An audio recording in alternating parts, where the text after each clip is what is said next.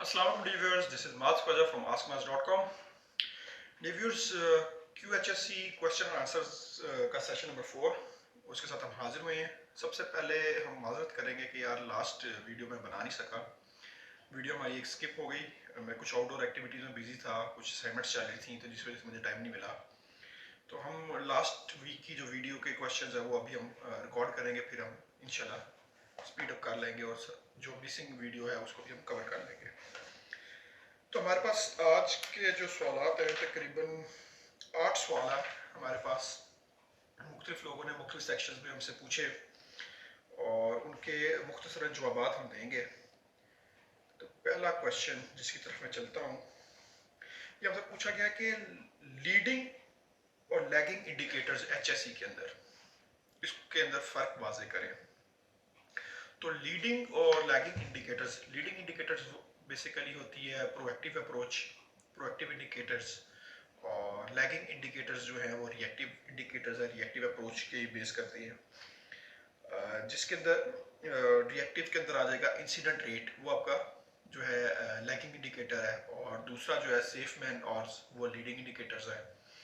और reactive approach की अगर बात करें तो इसमें इंसिडेंट रिपोर्ट्स, इन्वेस्टिगेशन रिपोर्ट्स आ जाती है, NC रिपोर्ट्स आ जाती हैं कि आपका गलत काम होने के बाद क्या एक्शन प्लान था, करेक्टिव एक्शंस आ जाते हैं।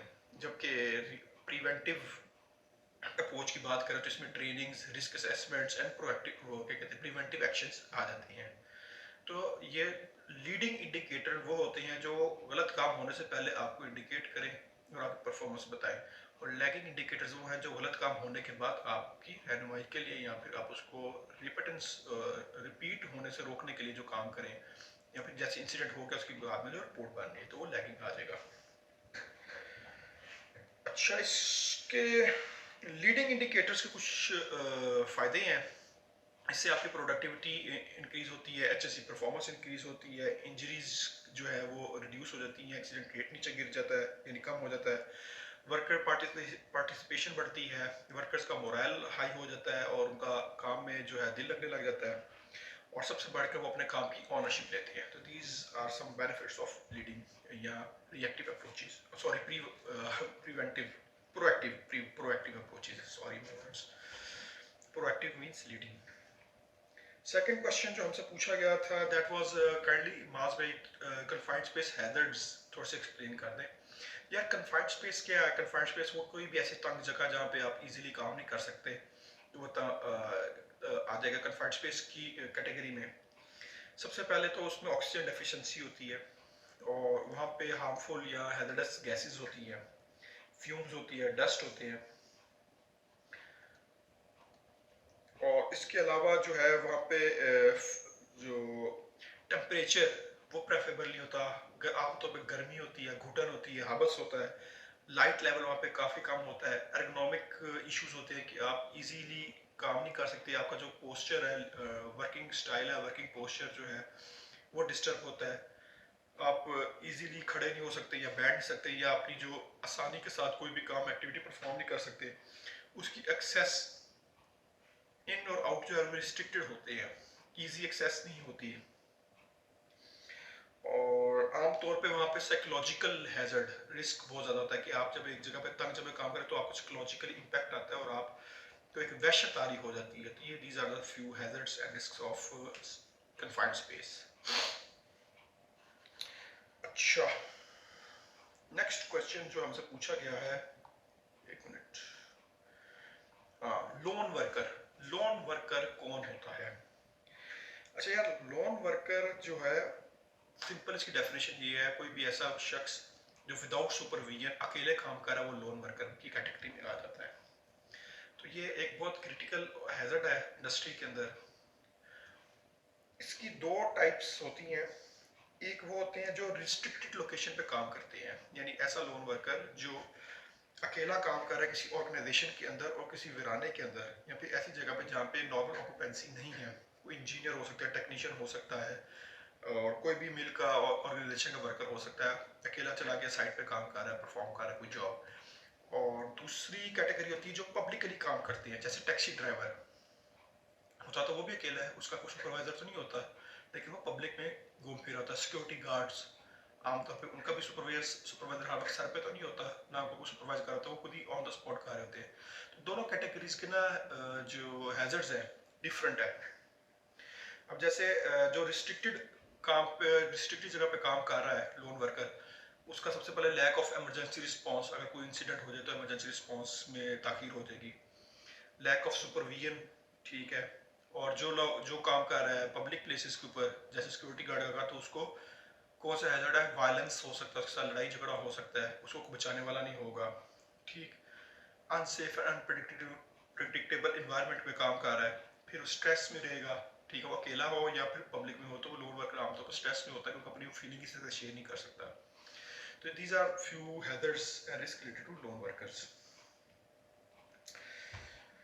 Question number 3, difference between unsafe act and unsafe condition. अच्छा, अनसेफ कंडीशंस जो होती है ये वर्क प्लेस रिलेटेड हैजर्ड्स होते हैं। कोई भी हैजर्ड जो आपको नजर आया, कोई भी ऐसी चीज, कोई भी ऐसा काम, कोई भी ऐसी सिचुएशन जो आपको नुकसान पहुंचा सकती है, जो इंसिडेंट में कन्वर्ट हो सकती है, तो वो अनसेफ कंडीशन होगी। जैसे आपका स्टेयर्स है, स्टेयर्स का ऊपर साइड पे हैंड ड्रिल खराब है, ठीक है। कहीं पे जो वायर जो है वो नेकेड है, ये अनसेफ कंडीशंस है। ट्यूबलाइट जो है वो फ्लिकर कर रही है, अनसेफ कंडीशन है। ये सारी अनसेफ कंडीशन।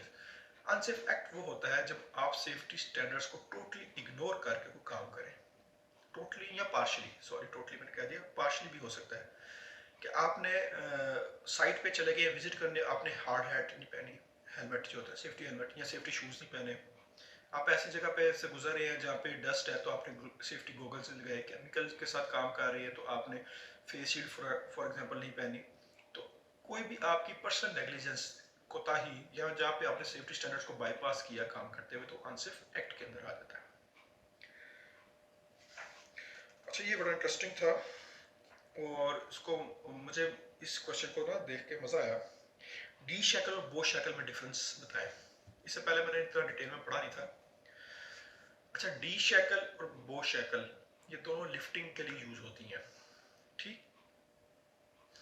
और ये बेसिकली इनकी मेजर डिफरेंस जो है इनकी शेप का डिफरेंस है। वो डी शेप होती है, डी शैकल जो डी शेप है, और बो शैकल जो है बो शेप है। बो यानी तीर कमान होता है, बो उसको कहते हैं कमान को। बेसिकली आपका अगर लिफ्टिंग एंगल 90 के ऊपर है तो आप डी शैकल जो है प्रेफरेबली यूज करेंगे। जैसे ये लोड है और ये स्लिंग आ रही है, तो आपका लोड के साथ जो स्लिंग का एंगल बन रहा है डी 90 डिग्री, तो आप डी शैकल यूज करेंगे, ठीक। यानी आपका लोड जो है फ्लैट शेप है, ये सस्पेंडेड जो है वो 90 डिग्री पे है। लेकिन बाज़ औक़ात ऐसा होता है कि मल्टीपल स्लिंग्स यूज होते हैं तो स्लिंग जो है वो यूं लग गया, ठीक, यानी एंगल बन गया है, तो एंगल 90 से कम होगा, 60 का भी हो सकता है, 75 का, 70 का, जितना भी, 45 से कम का तो हम यूज नहीं करते, ठीक। तो इस सूरत के अंदर बो शैकल यूज करती है, क्योंकि डी शैकल जो होता है, आपको मेरी स्क्रीन पे दोनों नजर आ रही होंगी, वो ऐसे है, ठीक, ऐसे हम कर लेते हैं। बो शैकल में थोड़ा सा यूं आ जाता है, तो वो वाइडर एंगल की ना एक ऑप्शन देता है, जिसकी वजह से स्लिंग पे लोड कम पड़ता है। तो अगर आपका स्लिंग वाइड एंगल में यूज हो रहा है, इंक्रीज एंगल में यूज हो रहा है, तो आप बो शैकल कर लें। और अगर आपका स्लिंग जो है वो 90 के करीब करीब है या 90 पे है, तो आप डी शैकल यूज कर लें। तो दोनों लिफ्टिंग गियर्स हैं। CO और CO2 यानी कार्बन मोनोऑक्साइड और कार्बन डाइऑक्साइड, इनमें डिफरेंस बता दें। अच्छा, जब भी कोई चीज बर्न होती है, आग चलती है, तो उसमें से कार्बन डाइऑक्साइड निकलती है आमतौर पे, अगर उसमें कार्बन के कंटेंट ज्यादा भी हैं या नहीं है जो भी, और अगर इनकम्प्लीट बर्निंग होगी तो उसमें कार्बन मोनोऑक्साइड निकलेगी। बेसिकली CO2 जो है कार्बन डाइऑक्साइड, उसमें ऑक्सीजन के दो क्या लेके एटम्स हैं, और कार्बन मोनोऑक्साइड में मोनो मीन्स वन, उसमें एक एटम है ऑक्सीजन का। कार्बन मोनोऑक्साइड को साइलेंट किलर भी कहा जाता है, और ये ज्यादा डेंजरस होती है कार्बन डाइऑक्साइड की निस्बत। कार्बन डाइऑक्साइड जो है CO2 वो नॉन फ्लेमेबल है, जबकि कार्बन मोनोऑक्साइड फ्लेमेबल है। कार्बन मोनोऑक्साइड तब प्रोड्यूस होती है जब इनकम्प्लीट बर्निंग होती है। इसका जो पेल है यानी permissible exposure limit for 8 hours वो 50 ppm है, जबकि कार्बन डाइऑक्साइड वो 5000 ppm है, यानी 10 टाइम्स डेंजरस है CO।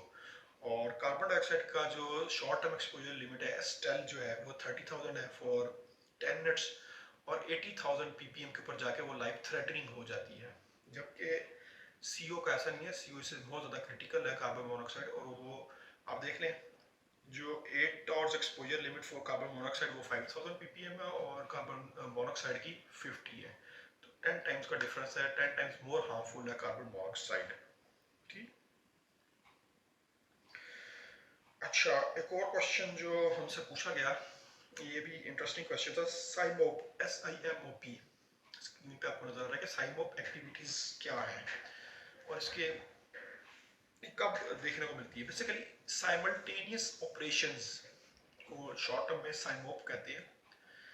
तो ये वो एक्टिविटीज होती हैं जो simultaneously at same time at same location different activities perform की जा रही है, क्रिटिकल एक्टिविटीज, और इसमें से हैजर्ड रिस्क ज्यादा है। आमतौर पर हम कह लेते हैं कि व्हेन टू और मोर potentially conflicting activities are performed या jobs that performed at same time at same location। अच्छा, ये आमतौर पे हमें ना देखने को मिलता है जब शटडाउन चल रहे होते हैं या फिर ड्रिलिंग एक्टिविटीज जहाँ पे चल रही होती हैं, कंस्ट्रक्शन साइट्स पे होती है, तो साइमोप जिसको कहते हैं साइमल्टेनियस ऑपरेशंस। इसमें जो मेन इनका हैजर्ड होता है ना, इसके अंदर डिसीजन मेकिंग, क्योंकि हर एक्टिविटी का सुपरवाइजर डिफरेंट होगा, तो उसके अंदर डिसीजन मेकिंग के अंदर कन्फ्लिक्ट ऑफ डिसीजन हो सकता है, और फिर स्केजुलिंग, उनका शेड्यूल जो बनाना है वो उसके अंदर आपस में कॉन्फ्लिक्ट हो सकता है, क्योंकि एक ही स्पेस को ऑक्यूपाई करना है एट द सेम टाइम। तो जो एक्टिविटी ए है उसका रिस्क जो एक्टिविटी बी पे आ रहा है, यानी उसका स्टाफ जो है वो एक्सपोज हो रहा है। इसी तरह एक्टिविटी पी का जो हैजर्ड है और रिस्क है वो एक्टिविटी सी पे आ रहा है, तो वो स्टाफ इसको एक्सपोज हो रहा है। तो इसमें जो सबसे इंपॉर्टेंट चीज़ होती है कि आपको हर एक्टिविटी का इंडिपेंडेंट रिस्क असेसमेंट करनी चाहिए, और हर रिस्क असेसमेंट सारी टीम्स के साथ शेयर होनी चाहिए। यानी एक्टिविटी ए जो है उसकी रिस्क असेसमेंट एक्टिविटी बी और सी से भी शेयर हो, उनको भी पता हो कि इनके कौन कौन से हैजर्ड्स रिस्क हैं। तो this is very important thing. आमतौर पे हम अपनी ही साइट की या अपनी ही टीम की या अपने ही काम की एक्टिविटी की रिस्क असेसमेंट करते हैं और दूसरों से शेयर नहीं करते, जो कि बाज़ औक़ात जो इंसिडेंट का बायस बनता है। तो कंबाइंड रिस्क असेसमेंट इसके लिए कंडक्ट करें। तो these are the few questions जो हमें मसूल हुए। हम कोशिश करेंगे कि नेक्स्ट वीडियो टाइम पे बने और टाइम पे अपलोड हो जाए। नेक्स्ट वीडियो की तरह दोबारा हाजिर होंगे, तब तक के लिए बाय बाय, अल्लाह हाफिज़, टेक केयर।